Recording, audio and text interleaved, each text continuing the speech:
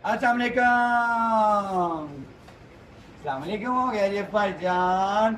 यार देखो कैमरे की आंख आपको देख रही है और कैमरे की आंख भी देख रही है, आपकी सास भी आपको देख रही है। आप घर में बैठे सास की बेटी को तंग करते हो ना, बदतमीज पुपिट। ये कैमरा जा रहा है 2500 रुपए किलो चे। ये सारा सामान वाला कितना जा रहा है? 2700 नहीं 2890 रुपए का जा रहा है सारा। यह कैमरा वाईफाई वाला वाईफाई है एक तो।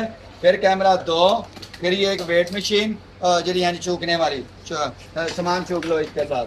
फिर ये एक टाइमर और फिर ये डब्बा पैक शेवर है जरा 7 तो 8 हज़ार रुपए की मालियत का हो सकता, 22,000 की मालियत का हो। ये भी जा रहा है, ठीक है। 2800 कितने का? 2890 रुपए का ये सारा कुछ जा रहा है। सड़ो सड़ो मैं कहना पुत्र मां भी कहती कमाए बगैर ना रोटी नहीं लभनी दूजी। शाह ही है जेड़ा पूरे पाकिस्तान तो जिथों जिथों आंदा पे दे के घलदा है।